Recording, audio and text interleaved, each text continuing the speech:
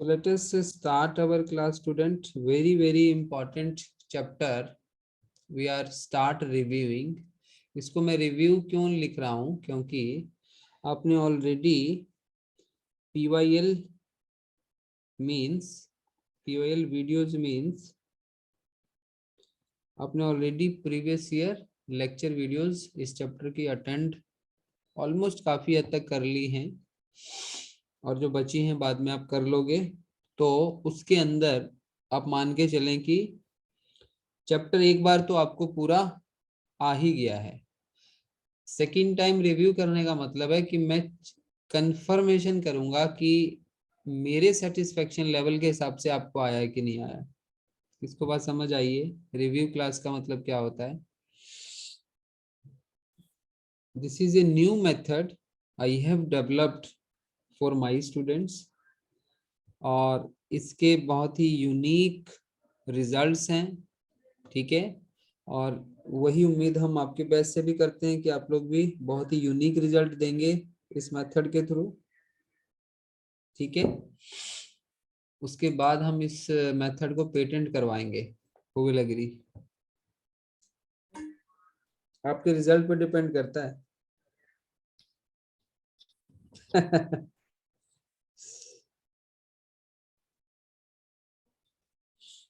हाँ, समझ में आया। Okay, so let us start. Main concept क्या है? अच्छा, इस चैप्टर को या इस टॉपिक को क्यों इतना इम्पोर्टेंट माना जा रहा है, EMI को? कोई बता सकता है? Any view you can put up? Why EMI is important?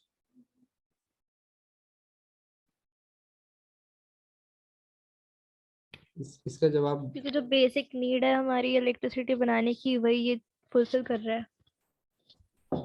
बिल्कुल सही। अगर देखा जाए तो सब कुछ जो भी हो रहा है, जो भी चल रहा है, जितनी भी technology, everything source of energy से चल रही है, ठीक है। और electricity is a major kind of source of energy, ठीक है। Electricity production is a major source of energy, और हर जगह मेजरली जहां पे भी इलेक्ट्रिसिटी का प्रोडक्शन हो रहा है वहां पे EMI फिनोमिना इन्वॉल्व है। आप एग्री करते हैं इससे? Yes sir. Electromagnetic phenomena involve है for the production of electricity. इस बात को आप क्लास 10th से भी जानते हो, वहां पे भी पढ़ा हुआ है आपने इसके बारे में, और क्लास 12th में तो अब डिटेल में आप पढ़ ही रहे हो, ठीक है। तो ये हो गई बात इंपॉर्टेंट EMI के बारे में। अब EMI बेसिकली है क्या? What is electromagnetic induction? इसकी कोई डेफिनेशन बता सकता है मेरे को? तो बताएं, कोई बोल दे।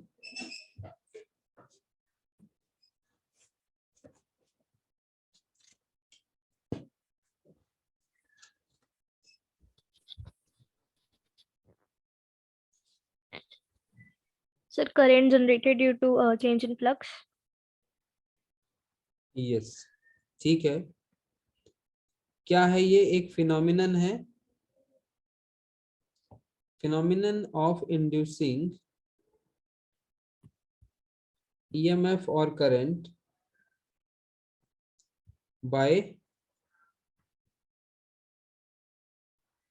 by rate of change of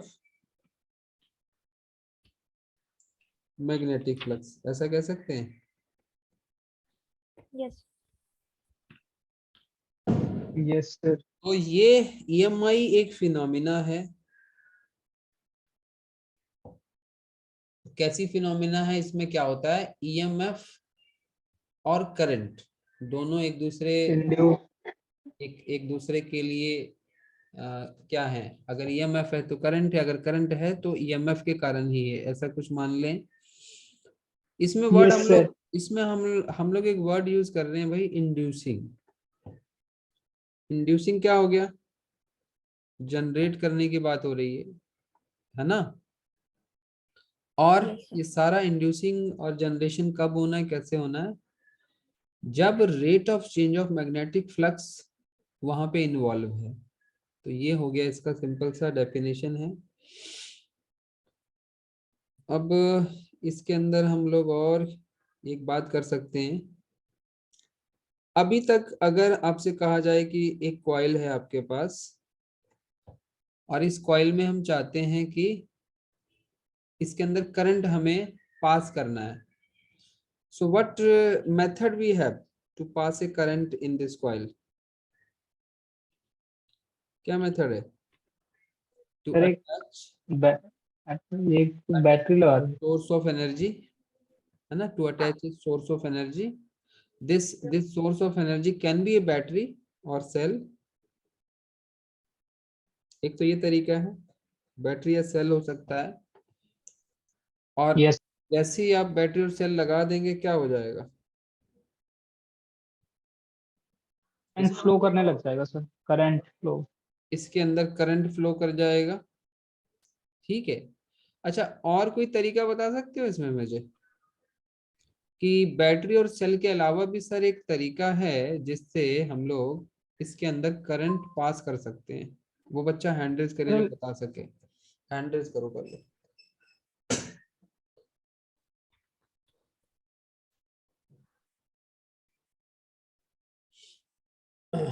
स्मृति, आप बताओ पहले। सर हम इसके अक्रॉस कोई मैग्नेट को इसके पास कैसे दूर ले जाए? वो तो हो गया बिना टच किए, है ना। वो एक मेथड है, वो हम आएंगे विदाउट टच वाले मेथड पे आएंगे, बट विद कनेक्शन कोई और तरीका है हमारे पास जिससे हम इस कॉइल के अंदर करंट जनरेट कर पाए?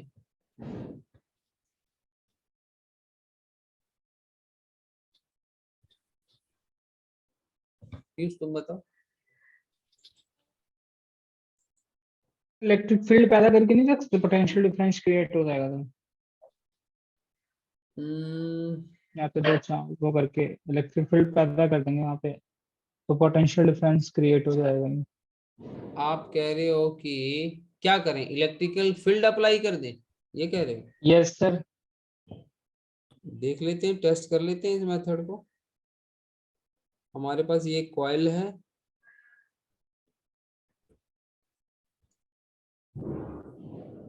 ये कॉइल है हमारे पास, और कहा ये जा रहा है कि इलेक्ट्रिकल फील्ड को अप्लाई कर दिया जाए। तो ये भी तो बिना टच करे ही हुआ ना। हाँ ठीक है, चलो एक एक फर्स्ट मेथड ये मान लेते हैं, एक हमारे पास ये एक मेथड आ गया, फर्स्ट मेथड। सेकंड तुम्हारा वाला भी मान लेते हैं। तुमने क्या कहा कि एक मैग्नेट को move a magnet towards move a magnet towards the coil, यही कहा ना तुमने? Yes sir. सेकंड इसको मान लेते हैं। थर्ड वाला ट्रायल ले रहे हैं हम लोग, थर्ड वाला एक ट्राई ले रहे हैं, देखते हैं क्या बात बनती है नहीं बनती है इसमें। पीयूष इज सेइंग कि एक इलेक्ट्रिकल फील्ड अप्लाई कर दी जाए। यूनिफॉर्म करोगे अप्लाई या नॉन यूनिफॉर्म करोगे? नॉन यूनिफॉर्म, यूनिफॉर्म करेंगे तब तो वो सेम ही रहेगा सर। चलो पहले पहले सोच के देखते हैं कि अगर यूनिफॉर्म करेंगे तो क्या होगा। पहले यूनिफॉर्म के लिए सोचते हैं। अगर यूनिफॉर्म इलेक्ट्रिकल फील्ड हम लोग अप्लाई करें तो आप बताइए कि होगा क्या, यहाँ पे होने क्या वाला है। हमने सिर्फ एक कॉइल रखी है, ठीक है जी। अब एक कॉइल रखी है, कॉइल मतलब कि क्या है, हमने की एक कॉपर वायर ली हमने, इनके उसकी बीच कॉइल में, तो बना इनके दी बीच में हमने। पोटेंशियल। तो अब क्या होने वाला है यहाँ पे? Do you think that the potential difference will be created across the ends of the wire? आपको ऐसा लगता है? No sir. वो तो होगा तो फिर सब पूरी बात। बट अगर हम दो चार्ज प्लेस करके तो उनके इनकी ये वैसे इंड्स पे चार्ज प्लेस करके हम ऐसा नहीं कह सकते कि पोटेंशियल। सर ये इलेक्ट्रिक फील्ड है मैग्नेटिक फील्ड? नहीं, उसने उसने तो इलेक्ट्रिकल फील्ड ही कहा है, उसने कहा है इलेक्ट्रिकल फील्ड ही कहा है। और अगर इलेक्ट्रिकल फील्ड अप्लाई कर दी जाए तो हमें सिर्फ यहाँ ये सोचना है कि क्या इस कॉइल में कोई करंट जनरेट हो सकता है या नहीं हो सकता है, बस अपने को ये सोचना है। पीयूष इज सेइंग कि अगर इलेक्ट्रिकल फील्ड हम लोग अप्लाई करें तो पोटेंशियल डिफरेंस क्रिएट होना चाहिए वायर के एंडिंग पॉइंट पे। तुम ऐसा कह रहे हो पीयूष, ऐसा कहना चाह रहे हो? यस सर, मतलब दो इस इनकी दोनों इंडिक पॉइंट पे हम कोई चार्ज रखते हैं, देन उनके बीच में पोटेंशियल डिफरेंस क्रिएट होगा तो करंट फ्लो नहीं करेगा। नहीं, मैं सिर्फ ये कह तुमसे पूछ रहा हूँ क्योंकि मेथड तुमने बताया, पहले तुम्हारा पॉइंट ऑफ व्यू हम जानना चाह रहे हैं। सर इसमें तुम्हें क्या इस लगता है? इनके दोनों इवेंट्स पे हम एक मिनट यार, ए और बी पे पोटेंशियल डिफरेंस आएगा कि नहीं आएगा, बस ये बताओ। इट विल बी जीरो और non zero? Take your decision, zero या नॉन जीरो। सर अगर जो कांस्टेंट वो होगा ना तो जीरो आएगा। अगर कांस्टेंट यानी कि यूनिफॉर्म फील्ड होगी तो जीरो आएगा, नॉन यूनिफॉर्म होगी तो नॉन जीरो आएगा, ये कहना चाह रहे हो? यस। चलो, आप क्या स्मृति, तुम क्या स्टैंड ले रही हो?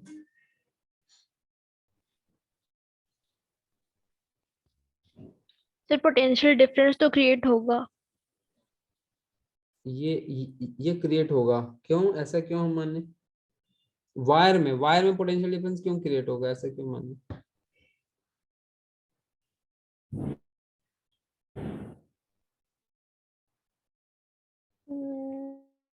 नहीं, ये वायर है तो कंडक्टर है, होगा सर, क्योंकि इस पे क्यूई फोर्स लग रहा है तो एक कंडक्टर अपना अंदर से इलेक्ट्रिक फील्ड दूसरा जनरेट करता है ताकि बाहर वाली को कैंसिल करे। हम्म,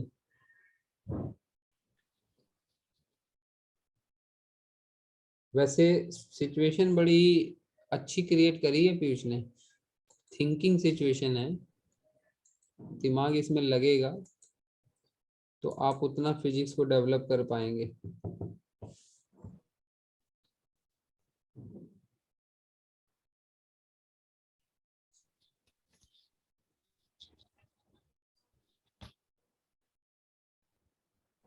एक सेकंड,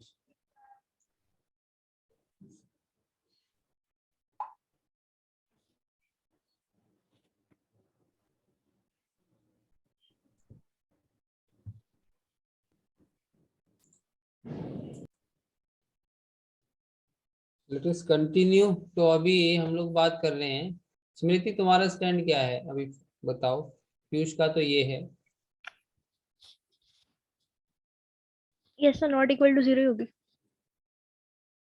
नहीं, यूनिफॉर्म में जीरो और नॉन यूनिफॉर्म में not equal to zero.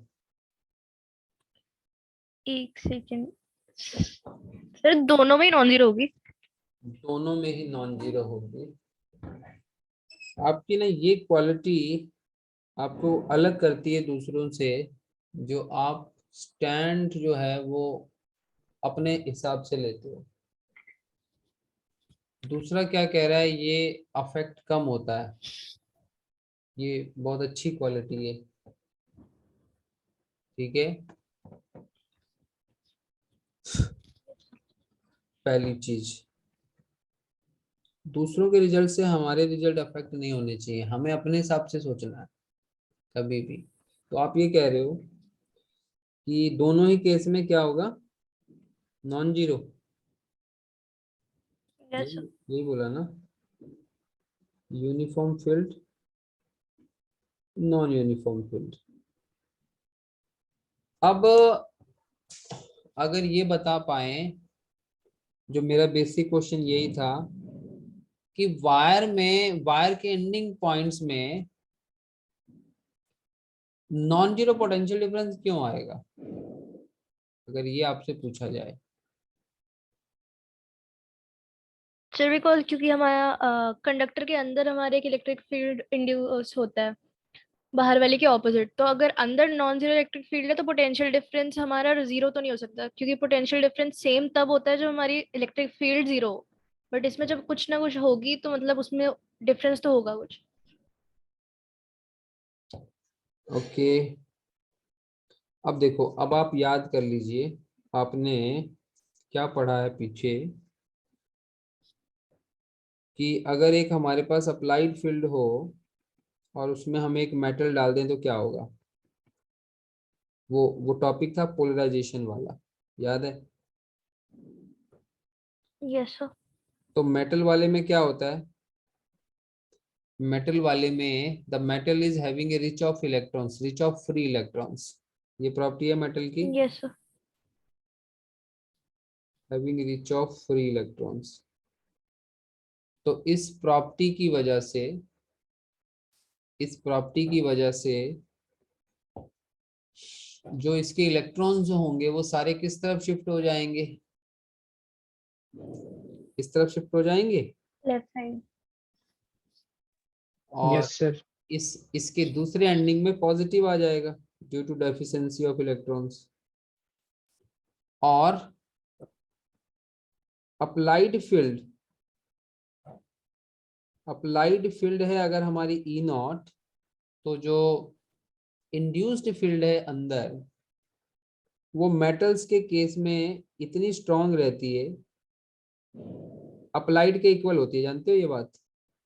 Yes sir. Induced field applied के इक्वल होती है, इंड्यूस कहो या पोलराइज्ड कहो। EP is equivalent to E not in the magnitude.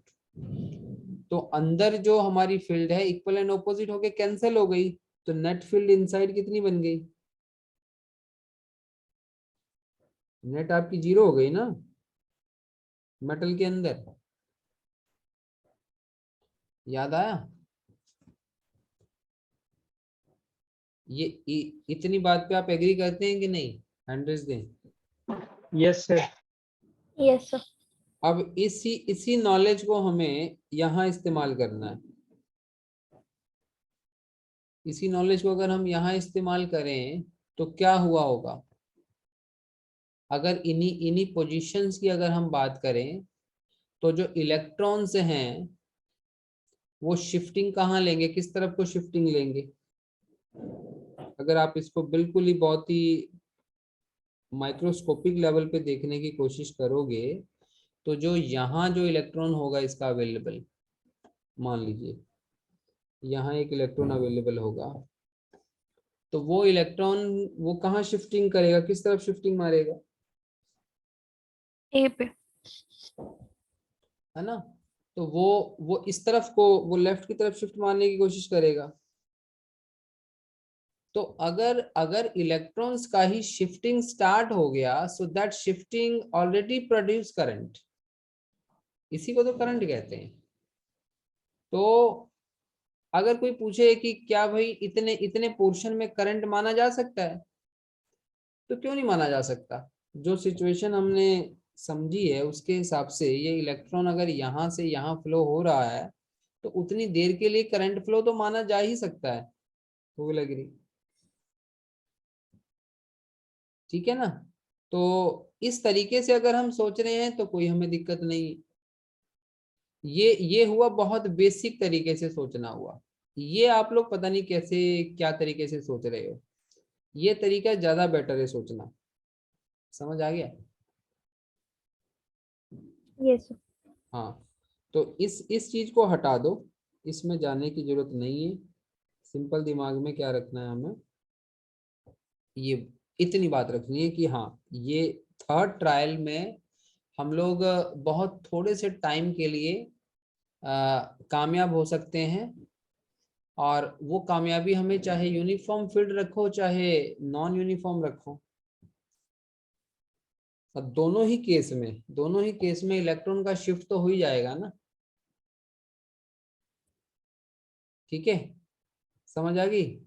हालांकि ऐसी सिचुएशन आपको मिलेगी नहीं, ये हम लोग बस हमने हमने क्योंकि हम अपने अपने माइंड को हमने ट्रेंड कैसे करना है, for any new physical situation के लिए हमने ट्रेन करना है।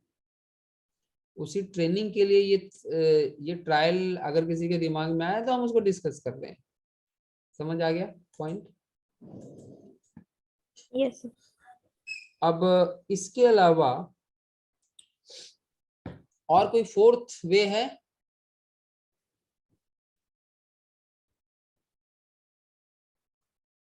जल्दी बताओ, कोई फोर्थ वे है?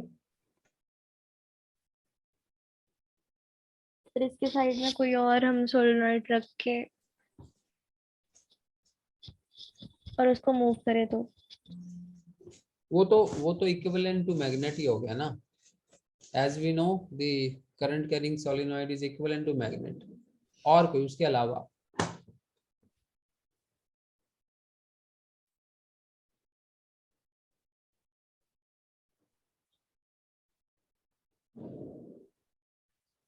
नहीं आ रहा दिमाग में? नहीं सर। एक बहुत ही आ, एक एक क्या, एक और दो दो तरीके पॉसिबल हैं जो आप डायरेक्टली अगर आप सोचो तो। फोर्थ वे इज,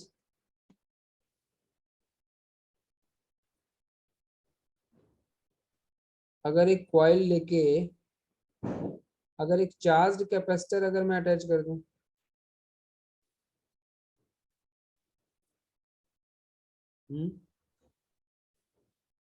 अगर एक यस चार्ज, सर। अगर हम कैपेसिटर अटैच कर दें, what do you think, the current will flow और not for a small yes sir, time? Discharge होना चालू हो सर, वो तो डिस्चार्ज होना जब चालू हो तक ये जाएगा फिर। कंप्लीटली डिस्चार्ज ना हो जाए तब तक आप इसमें फ्लो ऑफ करंट मान सकते हैं या नहीं? हैंडल्स करें। Yes sir. तो ये वाला सोर्स जब मैं बार बार पूछ रहा हूं तो आपके दिमाग में आना चाहिए, इसको याद रखना, ठीक है?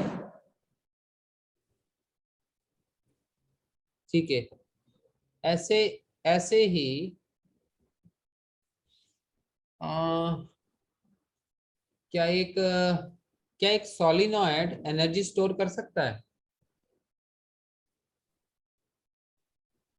ये बताओ, क्या एक सोलिनॉइड एनर्जी स्टोर कर सकता है?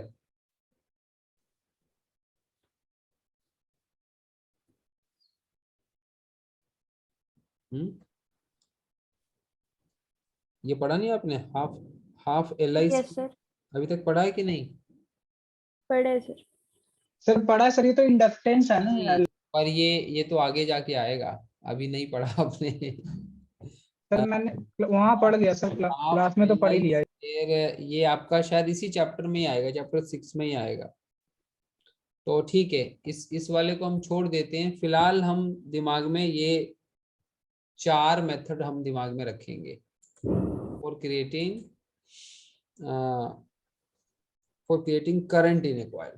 यहाँ तक की सिचुएशन आपके कंट्रोल में है, हैंडल्स दे दें।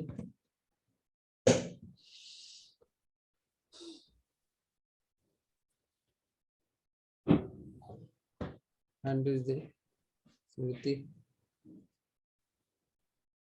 ओके, अब बात करते हैं ईएमआई के लिए। ईएमआई फिनोमेना होने के लिए मैग्नेटिक फ्लक्स का चेंज होना बहुत जरूरी है। So what is magnetic flux first of all? Sir B dot A. B dot A, जैसे इलेक्ट्रिकल फ्लक्स है वैसे मैग्नेटिक फ्लक्स है। तो ये मैग्नेटिक फ्लक्स कितने फैक्टर पे डिपेंड कर रहा है? If I ask you, sir 3। on how many factors phi b depends? Answer will be 2 or 3. 3। कौन से फैक्टर हैं? B, magnetic field, area and angle between them. B A and theta, यही तीन factor हैं। Yes sir. Okay, so now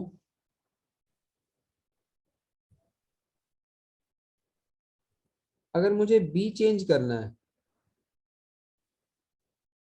आपको बताना है how how B can be changed. अगर मेरे पास एक कॉइल है, suppose this is the coil और लूप, और हम चाहते हैं कि इस कॉइल के साथ जो एसोसिएटेड फ्लक्स है, मैग्नेटिक फ्लक्स है, उसका जो बी है वो चेंज करना हम चाहते हैं या वेरी करना चाहते हैं, टू चेंज और टू वेरी। सो क्या तरीका है? एक मैग्नेट अगर हम इसकी इसके पास लेके आए, what do you think? B is changing? Yes sir. Hand raise कर लो जिसको लगता है मैग्नेट के पास लाने से बी चेंज हो रहा है, और आप चैट बॉक्स में लिखो कि बी इंक्रीज हो रहा है कि डिक्रीज हो रहा है।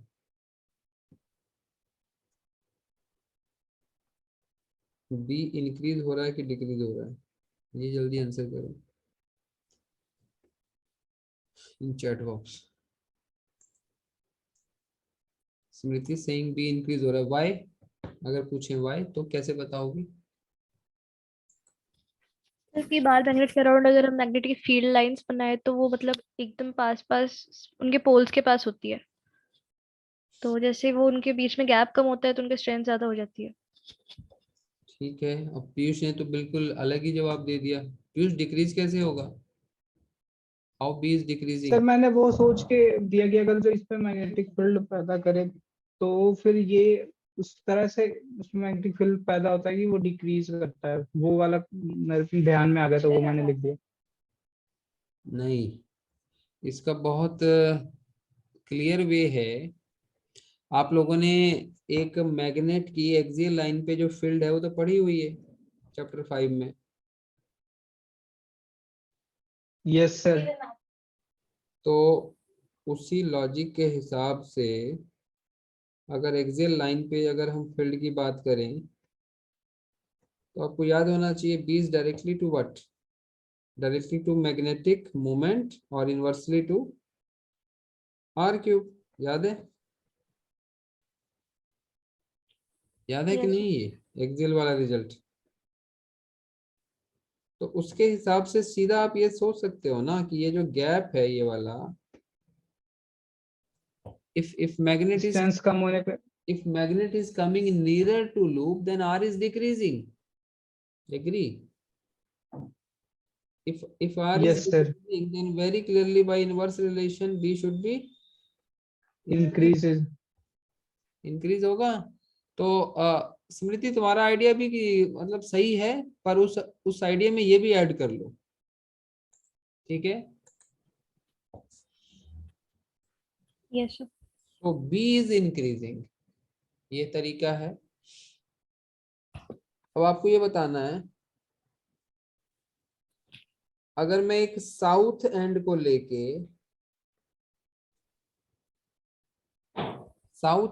लेके अगर मैं मैग्नेट को उसके लूप के पास लेके आऊं, अभी जो बी है वो क्या होगा? अभी इस समय जो बी इसके साथ होगा, एसोसिएटेड बी जो होगा, इंक्रीज होगा डिक्रीज होगा? अब ये चैट बॉक्स में लिखो सोच समझ के।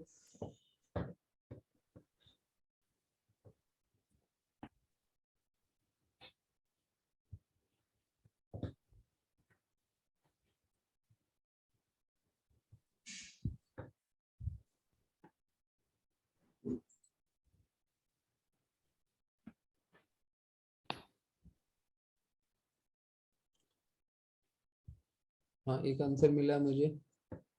पीयूष आंसर इट, इंक्रीज और डिक्रीज।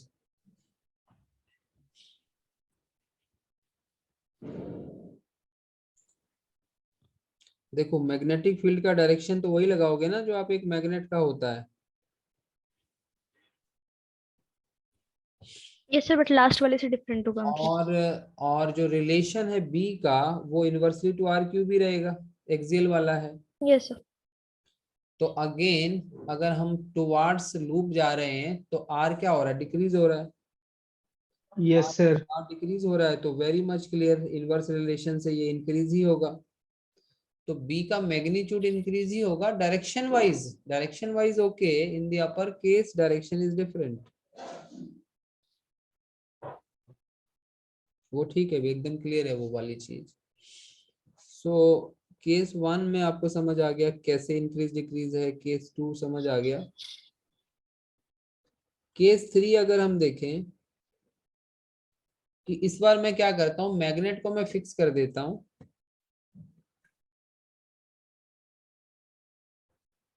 चाहे नॉर्थ एंड से चाहे साउथ से, इस बार मैं इसको फिक्स कर देता हूं यानी रेस्ट पे कर देता हूं। सो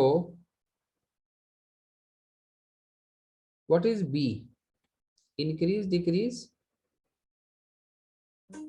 और कांस्टेंट।